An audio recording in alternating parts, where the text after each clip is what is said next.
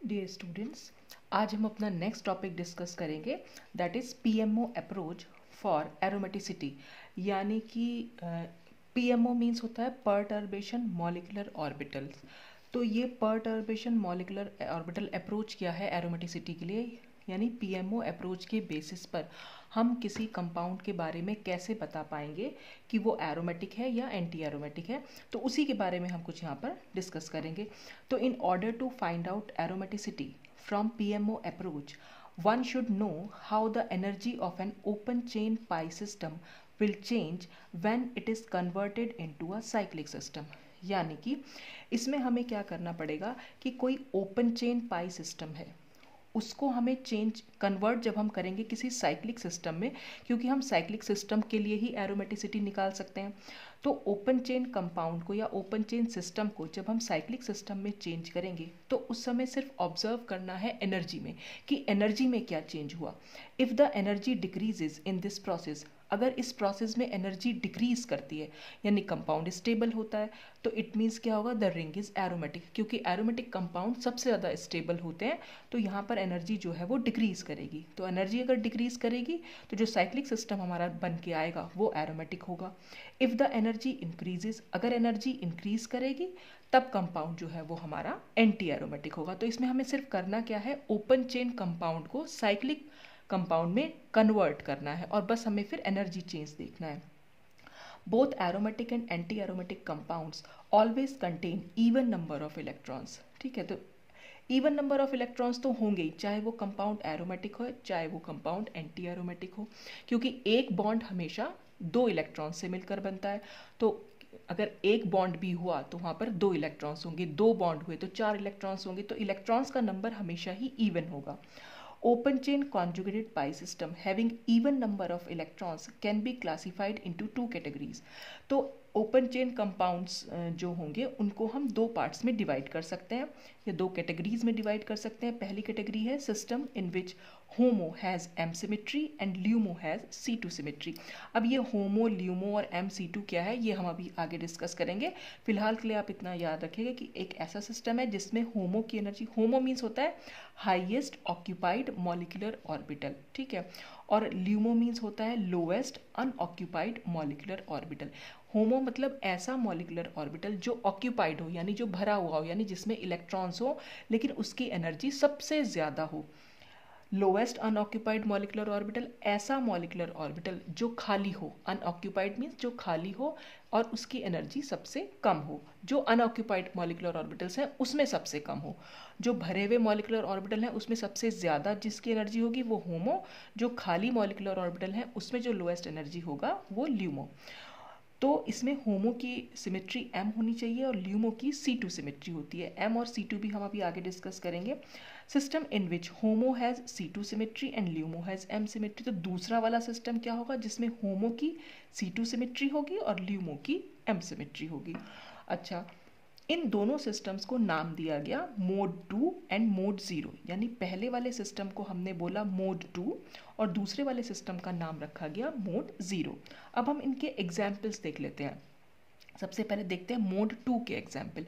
Such systems have always 4n+2 pi conjugated even number of electrons. तो mode 2 वाले जो examples हैं उन सिस्टम्स में हमेशा हमें 4n+2 पाई इलेक्ट्रॉन्स देखने को मिलेंगे।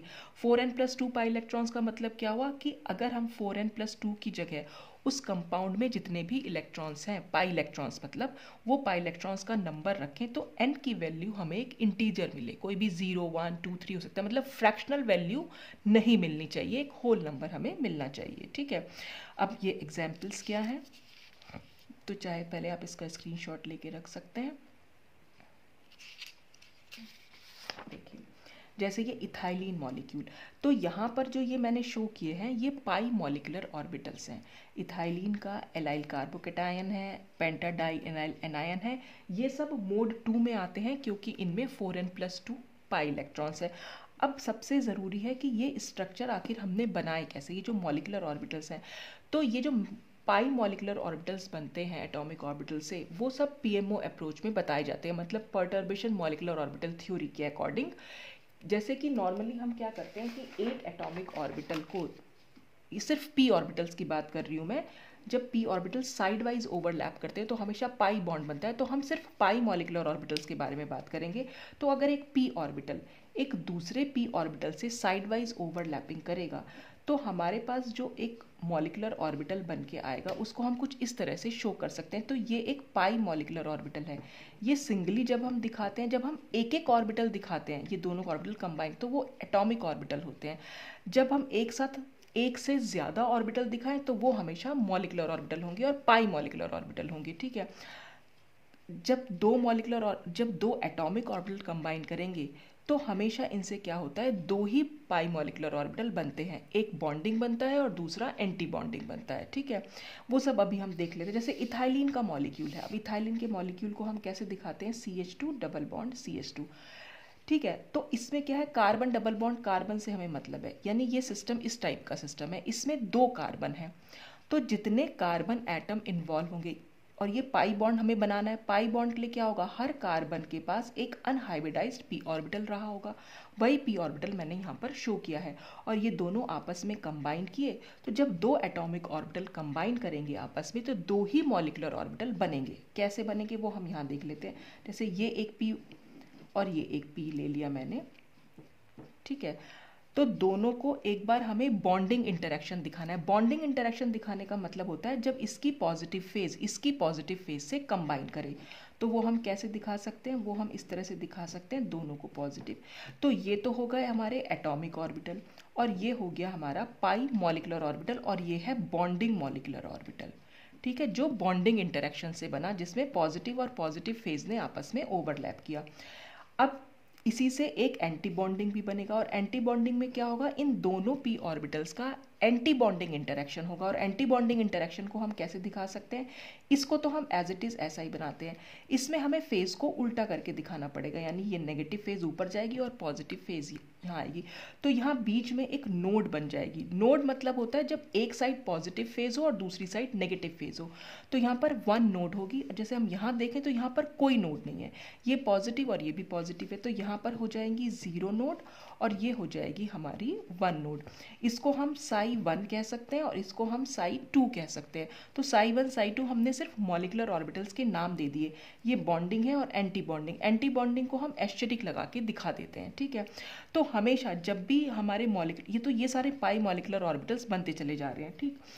तो पीएमओ अप्रोच ये बोलती थी जिस तरह से ये एटॉमिक ऑर्बिटल आपस में कंबाइन करके मॉलिकुलर ऑर्बिटल्स बना सकते हैं, ऐसे ही मॉलिकुलर ऑर्बिटल्स भी आपस में कंबाइन करेंगे और वो भी मॉलिकुलर ऑर्बिटल बनाएंगे।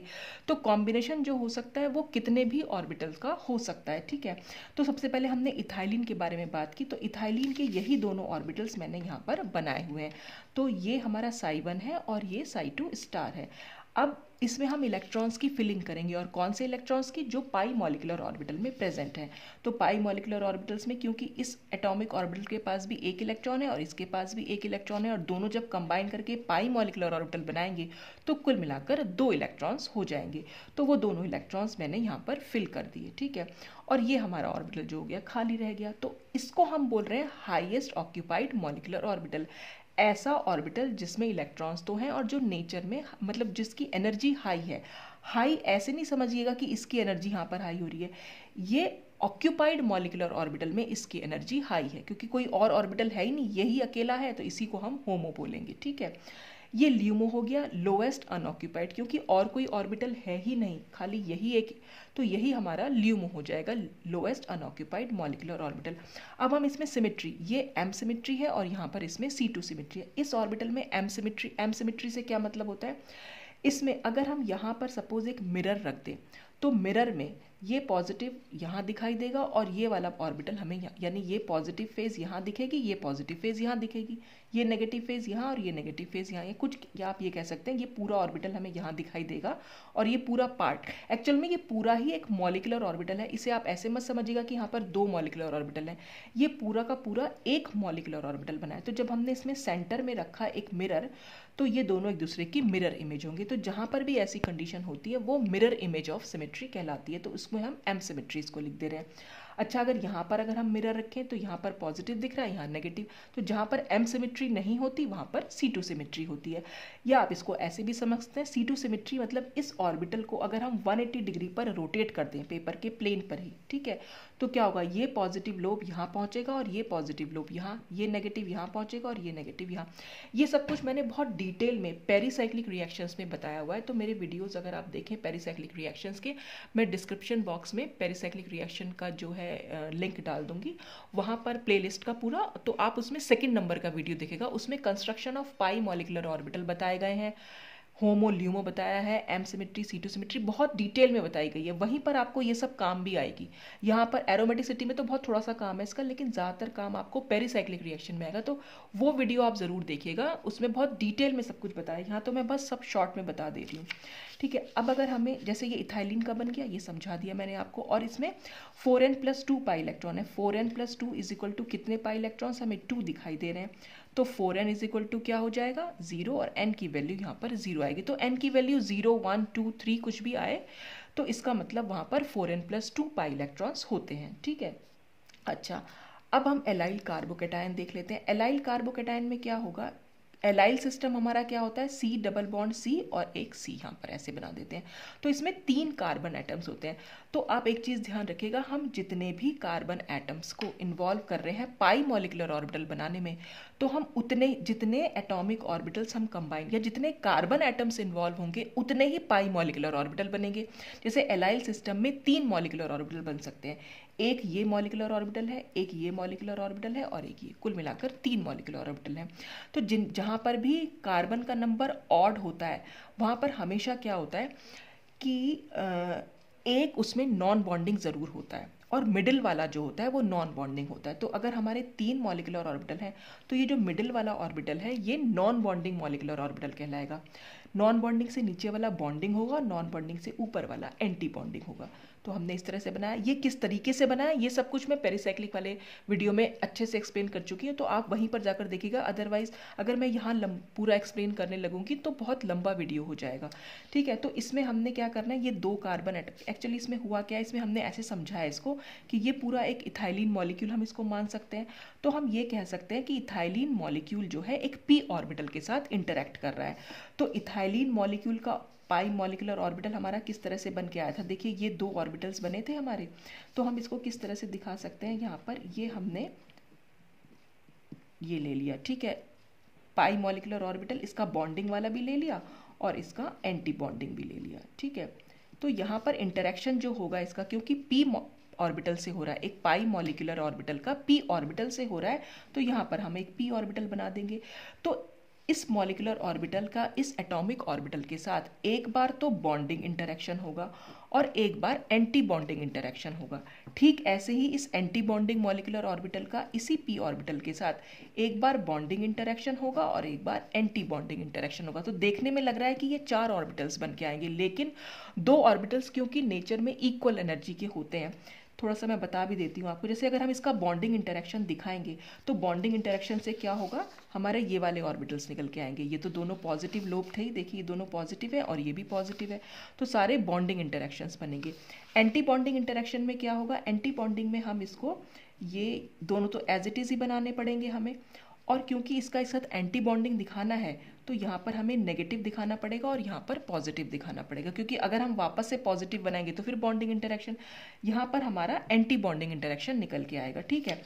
तो एक तो हमारा ये बन गया नीचे वाला और एक मैंने यहाँ बना दिया। अब इसका अगर हम देखें, इसका इसके साथ एक बार बॉन्डिंग इंटरेक्शन हम दिखाएंगे। तो बॉन्डिंग इंटरेक्शन हम कैसे दिखा सकते हैं, इसको तो मैंने एज इट इज़ बना लिया, पॉजिटिव नेगेटिव नेगेटिव पॉजिटिव, और क्योंकि हमें बॉन्डिंग इंटरेक्शन दिखाना है तो हम ये कॉर्नर वाले ऑर्बिटल का साइन देखेंगे। ऊपर क्योंकि नेगेटिव है तो हम यहाँ पर भी इसको नेगेटिव बना के इस तरह से दिखा सकते हैं, तो ये बॉन्डिंग इंटरेक्शन हो जाएगा। और एंटी बॉन्डिंग इंटरेक्शन क्या होगा, एंटी बॉन्डिंग में अगर ये नेगेटिव है तो यहाँ पर ये एज इट इज़ पॉजिटिव ही रहेगा, तो वो मैंने यहाँ बना भी रखा है। तो एंटी बॉन्डिंग इंटरेक्शन से ये बन जाएगा। तो यहाँ पर अगर आप देखें हमारे ये जो एक तो नीचे वाला और ये ऊपर वाला, तो हमारे पास क्लियर हो गया कि ये तो नीचे ये बॉन्डिंग से बना है और ये वाला एंटी बॉन्डिंग से। जो ये बीच के दोनों हैं ये दोनों मैंने यहाँ बना रखे हैं। अगर आप देखें तो इन दोनों की एनर्जी बिल्कुल सेम है। अब कैसे मालूम पड़ा सेम है, देखिए ये पॉजिटिव और ये नेगेटिव आपस में मिल रहे हैं, तो जब ये पॉजिटिव और ये नेगेटिव आपस में मिलेंगे तो यहाँ पर हो जाएगा एक एंटी बॉन्डिंग इंटरेक्शन, ठीक है। और ये नेगेटिव के बीच में क्या होगा, एक बॉन्डिंग इंटरेक्शन। ऐसा आप यहाँ भी देख सकते हैं, पॉजिटिव पॉजिटिव में हुआ बॉन्डिंग इंटरेक्शन और पॉजिटिव नेगेटिव में हुआ एंटी बॉन्डिंग इंटरेक्शन। तो क्योंकि इसमें भी एक एंटी बॉन्डिंग और बॉन्डिंग इंटरेक्शन है और इसमें भी एक एंटी बॉन्डिंग और बॉन्डिंग इंटरेक्शन है, तो इसलिए दोनों की एनर्जी सेम है, यानी ये दोनों सेम ही है। और इन दोनों को हम किस तरह से दिखा सकते हैं, पेपर पे हम नॉन बॉन्डिंग इसको ऑर्बिटल मानेंगे और नॉन बॉन्डिंग में जो सेंटर वाला कार्बन है वहाँ से एक नोड जाएगी। सेंटर कार्बन का ऑर्बिटल हम यहाँ नहीं बनाते हैं क्योंकि सेंटर कार्बन से होती हुई यहाँ पर नोड जाती है, तो बस इसको एक डॉट से दिखा देते हैं। तो हमारे ये 3 ऑर्बिटल यहाँ पर बन के आ गए। तो अब आप यहाँ पर देखें, यहाँ पर कोई नोड नहीं है, तो हमेशा नोड जो होती है 1 1 1 करके इंक्रीज होती है। यानी अगर यहाँ पर 0 नोड है तो आगे 1 नोड होगी, फिर यहाँ पर 2 नोड होगी, उसके ऊपर होता तो 3 नोड होती, फिर 4 नोड, इस तरह से 1 बाय 1 1 करके नोड बढ़ती चली जाती है। अच्छा, नोड को दिखाना, जैसे 1 नोड, यहाँ पर कोई नोड हमें दिखाई नहीं दे रही क्योंकि पॉजिटिव पॉजिटिव पॉजिटिव है सारे, यहाँ पर पॉजिटिव है और ये नेगेटिव है, तो सेंटर कार्बन पर यहाँ पर एक नोड है, ठीक है। और यहाँ पर अगर हम देखें तो 2 नोड है क्योंकि ये पॉजिटिव है ये नेगेटिव है, इन दोनों कार्बन एटम्स के बीच में एक नोड है, ये नेगेटिव ये पॉजिटिव, तो यहाँ पर भी एक नोड है, ठीक है। सिमिट्री देखें अगर हम, सिमिट्री ये एम सिमिट्री है क्योंकि अगर हम यहाँ पर एक मिरर रखेंगे तो मिरर की दोनों साइड, क्योंकि यहाँ पर भी ये पॉजिटिव हमें यहाँ दिखाई देगा और ये पॉजिटिव हमें यहाँ दिखाई देगा। C2 सिमिट्री अगर हम देखें ऊपर वाले ऑर्बिटल में, अगर हम देखें यहाँ पर अगर हम मिरर रखें तो यहाँ पॉजिटिव है और यहाँ नेगेटिव है, तो यहाँ पर M सिमिट्री नहीं है तो इसलिए C2 सिमिट्री है। और इसको अगर हम 180 पर रोटेट भी करेंगे तो ये पॉजिटिव हमें यहाँ दिखाई देगा और ये नेगेटिव हमें यहाँ दिखाई देगा, मतलब ये दोनों एक दूसरे को एक्सचेंज करेंगे और ये दोनों भी एक दूसरे को एक्सचेंज करेंगे। फिर से अगर हम यहाँ पर मिरर रखेंगे, थर्ड ऑर्बिटल की बात कर रही हूँ मैं, यहाँ पर अगर हम मिरर रखेंगे तो यहाँ भी पॉजिटिव है और यहाँ भी पॉजिटिव, तो M सिमिट्री। तो ये सिमिट्री भी ऐसे चलती है, हमेशा ऑल्टरनेट होती है, सबसे नीचे वाले में M होती है, फिर उसके बाद आप ऑल्टरनेट लगाइए, ये M है तो यहाँ C2 होगी, ये M है तो ऊपर C2 M C2 M C2, इस तरह से ये चलेगी। फिर से हम इसमें इलेक्ट्रॉन्स की फिलिंग करेंगे, तो ये मैंने कार्बोकैटायन बनाया है, तो यानी C डबल बॉन्ड C और ये हो गया पॉजिटिव चार्ज। तो C double bond C, pi bond कैसे बना होगा, इसका अनहाइब्रिडाइज्ड p ऑर्बिटल, ये अनहाइब्रिडाइज्ड p ऑर्बिटल, इन दोनों के पास एक एक इलेक्ट्रॉन, और इसका भी अनहाइब्रिडाइज्ड p ऑर्बिटल है लेकिन इसमें कोई इलेक्ट्रॉन नहीं है। तो कुल मिलाकर जब ये तीनों ऑर्बिटल आपस में कंबाइन करेंगे तो जो पाई मॉलिक्यूलर ऑर्बिटल बनेगा उसमें खाली 2 ही इलेक्ट्रॉन होंगे, वो दोनों इलेक्ट्रॉन मैंने यहाँ फिल कर दिए। तो जहाँ पर भी वो इलेक्ट्रॉन गए, क्योंकि एक ही ऑर्बिटल है ऑक्यूपाइड, तो यही हाईएस्ट ऑक्यूपाइड मॉलिक्यूलर ऑर्बिटल हो जाएगा। और यहाँ पर 2 ऑर्बिटल है अनऑक्यूपाइड, तो लीस्ट अनऑक्यूपाइड कौन सा, लोएस्ट अनऑक्यूपाइड कौन सा हुआ, एनर्जी में लोएस्ट हो गया ये, क्योंकि एनर्जी जो है नीचे से ऊपर की साइड बढ़ रही है, ठीक है। तो ये हो गया हमारा लीस्ट अनऑक्यूपाइड, सॉरी लीस्ट बोल रही हूँ बार बार, लोएस्ट अनऑक्यूपाइड मॉलिक्यूलर ऑर्बिटल जो एनर्जी में सबसे कम है, ठीक। इसी तरह से हम पेंटाडाइनाइल एनायन बना सकते हैं। पेंटाडाइनाइल, अब हमें ना ये सब कुछ समझने की ज़रूरत नहीं है, सीधा सीधा आप देखिए पेंटाडाइनाइल है, पेंटा मीन्स 5 कार्बन है, 5 कार्बन से मतलब है हमें 5 मॉलिक्यूलर ऑर्बिटल बनाने हैं। सबसे नीचे वाले में 0 नोड है, तो पांचों ऑर्बिटल के आपको पॉजिटिव पॉजिटिव पॉजिटिव साइन बनाने हैं। और सबसे ऊपर वाला वो एंटी बॉन्डिंग, उसमें हर ऑर्बिटल को alternate positive negative positive negative positive दिखाना है। तो ये 2 ऑर्बिटल आप बहुत इजीली बना सकते हैं, लोएस्ट एनर्जी और हाईएस्ट एनर्जी, इसमें सारे पॉजिटिव होंगे, इसमें आपको ऑल्टरनेट पॉजिटिव नेगेटिव पॉजिटिव रखना है, ठीक है। अब क्या होगा, जो सेंटर वाला जो होगा वो नॉन बॉन्डिंग होगा, यानी ये जो ऑर्बिटल है हमारा ये नॉन बॉन्डिंग है, नीचे वाले दोनों बॉन्डिंग है, ऊपर वाले दोनों एंटी बॉन्डिंग है। इनका हम नाम भी लिख सकते हैं, ये हम psi1 दे सकते हैं, ये psi2, ये psi3, यहाँ पर psi4 स्टार हो जाएगा, और ये psi5 स्टार, स्टार से मतलब हमारा ये एंटी बॉन्डिंग है, ठीक। अब ये बन गया। और हमें एक चीज़ ध्यान रखनी होगी, जो भी हमारे नॉन बॉन्डिंग ऑर्बिटल्स होंगे, नॉन बॉन्डिंग में जब भी हमें नोड बनानी होगी वो हमेशा कार्बन एटम से पास होगी। जैसे आप यहाँ भी देख सकते हैं वो कार्बन एटम से पास हो रही है, इसमें भी आप देख सकते हैं ये कार्बन एटम से पास होती हुई हमें दिखानी है। अब कितनी नोड बनानी है वो हम नीचे से काउंट करते हुए चले आएंगे। देखिए यहाँ पर 0 नोड हो जाएगी, यहाँ पर तो कोई नोड होनी ही नहीं है, हमेशा ये 0 नोड से स्टार्ट कीजिएगा। यहाँ पर हमें 1 नोड बनानी है। अब 1 नोड, और नोड भी आपको ऐसे बनानी है कि वो जो है बिल्कुल सिमिट्री में आए, ऐसा जैसे यहाँ पर एक नोड बिल्कुल सेंटर में बना रखी है, यहाँ क्यों नहीं बनाई है, यहाँ क्यों नहीं बनाई, तो वो इसलिए नहीं बनाई क्योंकि यहाँ पर वो अनसिमेट्रिकल नोड बन जाती, तो सेंटर में नोड बनेगी। तो एक चीज़ आपको यहाँ भी ध्यान रखना है, नोड बनाते समय जब भी आपका साई का नंबर इवन होगा, यानी n की वैल्यू हमारी इवन होगी, इवन मतलब 2 हो सकती है, 4 हो सकती है, 6 हो सकती है। तो जैसे यहाँ पर psi2 है और ये साई 4, इन दोनों में आपको क्या ध्यान रखना है कि इनमें एक नोड सेंट्रल कार्बन एटम से पास होती हुई ज़रूर जाएगी। तो जब सेंटर कार्बन एटम से पास होगी तो सेंटर कार्बन एटम आपको नहीं बनाना है, आपको वहाँ पर एक सर्कल बना देना, मतलब डॉट बना देना है। तो सेंटर कार्बन एटम से पास होती हुई ज़रूर होगी, एक नोड होनी चाहिए वहाँ पर ज़रूर। बाकी जो नोड्स होंगी वो 2 कार्बन एटम्स के बीच में से जाएंगी। तो हमें तो यहाँ पर सिर्फ एक ही नोड बनानी थी, तो हमने सेंटर में बना ली। अच्छा, अब ये हमारा, अब यहाँ पर अगर हम देखें, यहाँ पर हमारे 2 नोड हैं और यहाँ पर 3 नोड। तो पहले मैं इवन नंबर वाले की बात कर लेती हूँ। साई 4 में 4 जो है इवन नंबर है। तो यहाँ पर क्योंकि 3 नोड बनानी है तो एक तो हम सेंटर में बनाएंगे ही बनाएंगे, उसके अलावा हम कहाँ बना सकते हैं, एक नोड हमारी यहाँ चली जाएगी और एक नोड हमारी यहाँ चली, तो सिमेट्रिकल नोड बन गई। तो नोड बनाने के लिए हमें ये ऑर्बिटल्स को कैसे दिखाना होगा, ये पॉजिटिव है तो हमें ये नेगेटिव दिखाना होगा, ये पॉजिटिव है तो हमें ये नेगेटिव दिखाना होगा। तो इस तरह से आप यहाँ पर इसको ध्यान रख सकते हैं। अच्छा, जो हमारे ऑड नंबर है, जैसे साई 3 है और साई 5 है, तो अब साई 3 तो हमारा नॉन बॉन्डिंग था, तो इसको तो हम देख ही नहीं रहे, इसमें तो हमने दो ही नोड्स बनानी थी, और दोनों क्योंकि जो कार्बन एटम से पास करती हुई बनानी थी, तो वो हमने कार्बन एटम से पास करती हुई बना दी। ठीक है, अब जो ऑड नंबर वाले ऑर्बिटल, अभी साई 5 और बचा, तो ऑड नंबर वाले में कोई भी नोड कार्बन एटम से होती हुई हमें पास नहीं करनी है। ठीक है, वो हमेशा 2 कार्बन एटम के बीच में से जाएगी।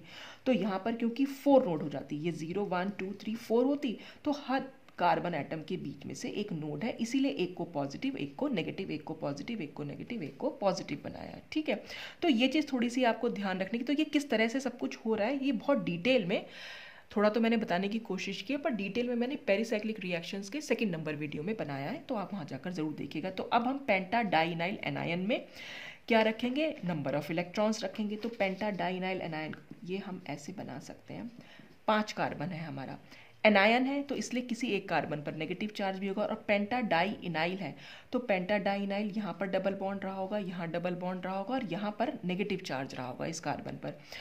तो यहाँ पर क्या हुआ, ये कार्बन एटम के अनहाइब्रिडाइज जो p ऑर्बिटल्स है, ये मैंने यहाँ दिखा दी। तो इस नेगेटिव चार्ज है इस कार्बन पर, तो जाहिर सी बात है यहाँ पर 2 इलेक्ट्रॉन्स होंगे। तो कार्बन पर नेगेटिव चार्ज पर 2 इलेक्ट्रॉन्स क्यों है, वो सब मैं अपने पिछले वीडियोस में एक्सप्लेन कर चुकी हूँ। यहाँ सबके पास एक एक इलेक्ट्रॉन है, तो यहाँ कुल मिलाकर कितने इलेक्ट्रॉन दिखाई दे रहे हैं, 4 और ये 2 6। तो अब हमें वो 6 इलेक्ट्रॉन्स इस तरह से भरने हैं हर ऑर्बिटल में। एक ऑर्बिटल में मैक्सिमम 2 इलेक्ट्रॉन्स रह सकते हैं, तो 2 इलेक्ट्रॉन्स यहाँ हुए, 2 यहाँ और 2 यहाँ। अब यहाँ पर आप समझ सकते हैं होमो का मतलब अच्छे से। देखिए सारे ही ऑर्बिटल्स हमारे फिल्ड हैं, लेकिन जो हाईएस्ट है एनर्जी में, तो नीचे से ऊपर एनर्जी बढ़ रही है, तो इसकी एनर्जी सबसे ज़्यादा है, तो ये हो जाएगा हमारा होमो, हाईएस्ट ऑक्यूपाइड मॉलिक्यूलर ऑर्बिटल। यहाँ पर 2 ऑर्बिटल्स जो हैं वो अनऑक्यूपाइड है, तो लोएस्ट कौन सा है, एनर्जी में लोएस्ट है ये, तो ये हो जाएगा LUMO यानी ल्यूमो। फिर से हमें सिमेट्री बनानी है, ये M है, सबसे नीचे वाली हमेशा M होती है, ऊपर C2M C2M। कैसे है, फिर वही है कि यहाँ पर सबसे मिडिल में अगर आप मिरर रखेंगे तो दोनों साइड आपको इक्वल इमेज दिखाई देगी। ऊपर वाले में रखेंगे तो इधर दोनों पॉजिटिव है, इधर दोनों नेगेटिव है, तो ये नहीं हो सकता है। तो ये हमने पेंटाडाइनाइल एनायन बना लिया है। तो कुछ इस तरह से ये ऑर्बिटल्स का फॉर्मेशन होता है जो PMO अप्रोच हमें सिखाती है। ठीक है, तो इसका आप चाहें तो स्क्रीनशॉट ले सकते हैं। इसके बाद हम वो एग्जाम्पल्स देखेंगे जहाँ पर मोड 0, मतलब एग्जाम्पल्स ऑफ मोड 0 वाले, जहाँ पर ऐसे सिस्टम्स में हमेशा हमें 4n conjugated even number of electrons दिखेंगे। यहाँ पर हमें क्या दिखे थे, 4n + 2, जैसे यहाँ पर 6 इलेक्ट्रॉन्स है, तो 4n + 2 = अगर हम 6 लिखेंगे तो n की वैल्यू यहाँ पर 1 आ जाएगी, तो इसलिए यहाँ पर 4n + 2 पाई इलेक्ट्रॉन्स है। यहाँ पर हमेशा हमें 4n पाई इलेक्ट्रॉन्स दिखाई देंगे, क्योंकि यहाँ पर आपको देख भी रहे हैं यहाँ पर 4 इलेक्ट्रॉन्स है, ये 1,3-ब्यूटाडाइन का एग्जाम्पल है। तो 4n = अगर हम 4 रखेंगे तो n की वैल्यू 1 आएगी, तो इसलिए यहाँ पर 4n पाई इलेक्ट्रॉन्स दिखाई दे रहे हैं। 1,3-ब्यूटाडाइन हम कैसे दिखा सकते हैं, 1,3-ब्यूटाडाइन में हम यहाँ पर क्या दिखाएंगे, बिल्कुल ऐसे ही बनाना है। 1,3-ब्यूटाडाइन का स्ट्रक्चर क्या होता है, C डबल बॉन्ड C, ये CH2, ये CH, ये CH और CH2। हम ये भी सोच सकते हैं कि 2 इथाइलिन मॉलिक्यूल आपस में इंटरैक्ट कर रहे हैं, तो 2 इथाइलिन मॉलिक्यूल आपस में अगर हम इंटरैक्ट करते हुए दिखाएं तो हम कैसे दिखा सकते हैं, पहले इथाइलिन मॉलिक्यूल का यहाँ बॉन्डिंग बना लेंगे और यहाँ पर हम एंटी बॉन्डिंग बना लेंगे। ठीक है, ये तो हमारा हो गया एक इथाइलिन मॉलिक्यूल। फिर ऐसे ही हम दूसरा बना लेंगे। ठीक है, ये हमारा हो गया पॉजिटिव, ये नेगेटिव, तो ये नेगेटिव ये पॉजिटिव, ये हमारा एक इथाइलिन मॉलिक्यूल, ये हमारा दूसरा इथाइलिन मॉलिक्यूल।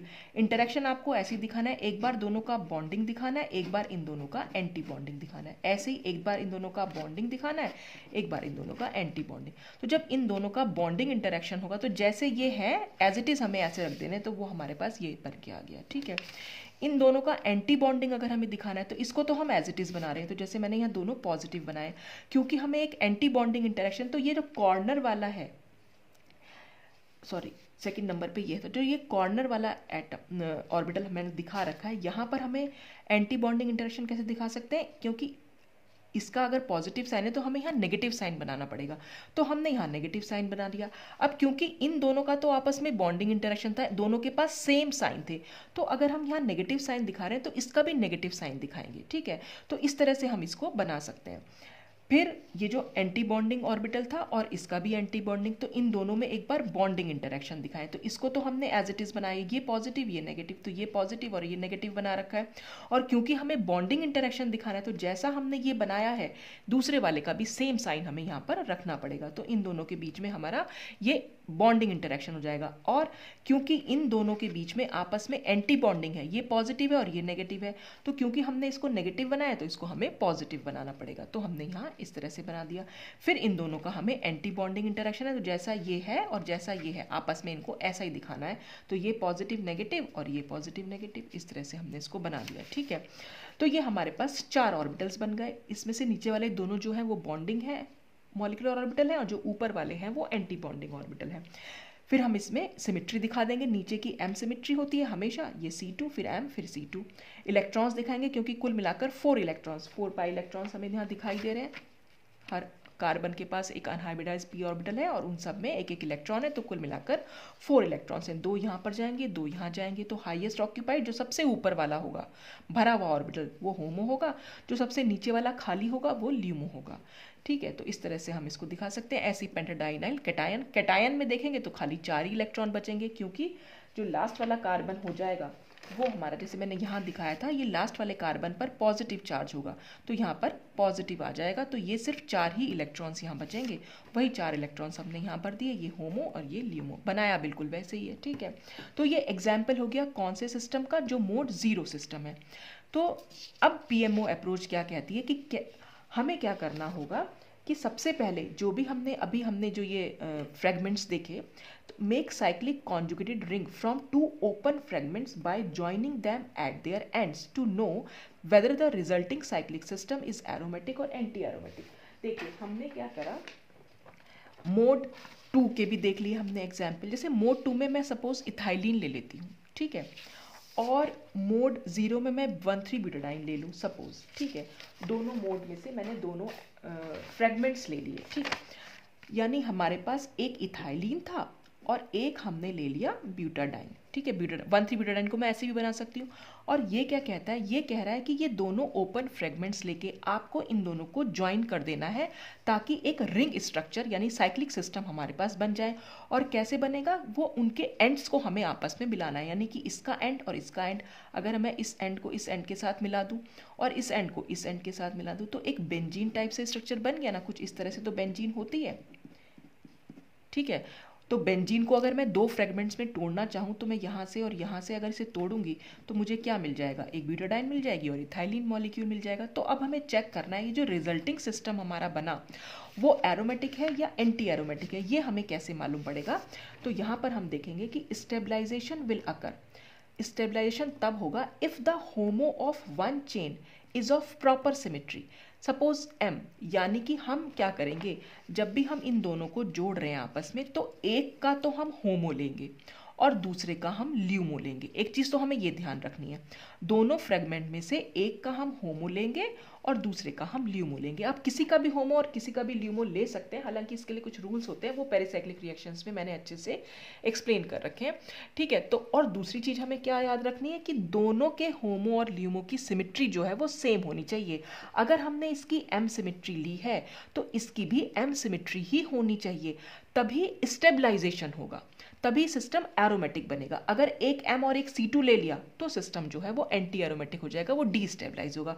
तो दोनों की सिमेट्री या तो M हो या दोनों की सिमेट्री C2 हो। बस इतना ध्यान रखना है, दोनों फ्रेगमेंट्स में एक का होमो और एक का ल्यूमो लेना है, ठीक है। और सिमेट्री जो है दोनों की मैच करनी चाहिए, इसीलिए लिखा है कि इज ऑफ प्रॉपर सिमेट्री, ठीक है। In other words stabilization will occur when a mode 2 and a mode 0 chain interact. तो स्टेबलाइजेशन हमेशा तभी होगा जब एक फ्रेगमेंट मोड 2 से लेंगे और दूसरा फ्रेगमेंट हम मोड 0 से लेंगे।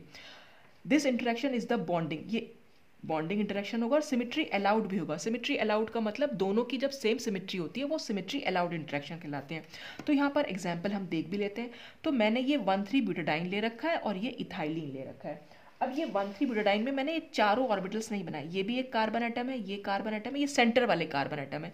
हमें सिर्फ कॉर्नर वाले कार्बन एटम से मतलब है। क्यों? क्योंकि सिर्फ कॉर्नर वाले ही कार्बन एटम आपस में इंटरैक्ट करेंगे, क्योंकि यहीं से तो एक दूसरे से जुड़ेंगे। तो सिर्फ कॉर्नर वाले कार्बन एटम्स हमने देख लिए। तो अब हमने क्या लेना है, हमें एक का होमो और एक का ल्यूमो लेना है। तो इसका अगर हम होमो देखें तो देखिए इसका होमो क्या है, ये। और कॉर्नर वाले कार्बन एटम पर अगर आप ध्यान दें तो एक पर एक का पॉजिटिव लोब है और दूसरे का नेगेटिव लोब ऊपर की साइड है, बस ये ध्यान रखिए। तो मैंने एक का पॉजिटिव लोब ऊपर बनाया और दूसरे का नेगेटिव लोब ऊपर बनाया है, ठीक है। फिर हमें क्या देखना है, इथाइलिन मॉलिक्यूल देखना है, ये हमारा इथाइलिन, और इथाइलिन का हमें ल्यूमो लेना है। तो देखिए इथाइलिन के ल्यूमो में भी एक ऑर्बिटल हमारा पॉजिटिव फेज है और दूसरे ऑर्बिटल का जो ऊपर वाला पोर्शन है वो नेगेटिव है। तो मैंने इसको ऐसे ही मतलब एक का नेगेटिव ले लिया और एक पॉजिटिव, ये दोनों ऑपोजिट फेजेस वाले हैं, ठीक है।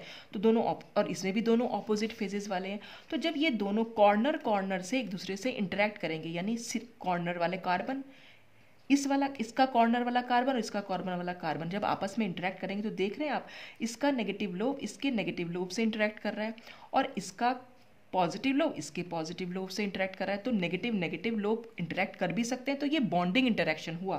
तो यहाँ पर फेज करेक्ट है फॉर ओवरलैपिंग, तो आपस में ये इजीली ओवरलैप कर सकते हैं और ओवरलैप करके एक साइक्लिक सिस्टम यहाँ पर फॉर्म कर सकते हैं। और उस साइक्लिक सिस्टम में कुल मिलाकर हमें 6 इलेक्ट्रॉन्स दिखाई भी देंगे, क्योंकि 1,3-ब्यूटाडाइन में हमारे 4 इलेक्ट्रॉन्स थे और इथाइलिन में हमारे 2 इलेक्ट्रॉन्स थे। तो कुल मिलाकर यहाँ पर 6 इलेक्ट्रॉन्स हो जाएंगे। तो इससे क्योंकि फेज करेक्ट है ओवरलैपिंग के लिए, तो इसलिए सिस्टम जो है स्टेबलाइज होगा। और जब सिस्टम स्टेबलाइज होता है तो एनर्जी जो है हमेशा डिक्रीज करती है, तो इसीलिए यहाँ पर एनर्जी जो है वो डिक्रीज कर रही है।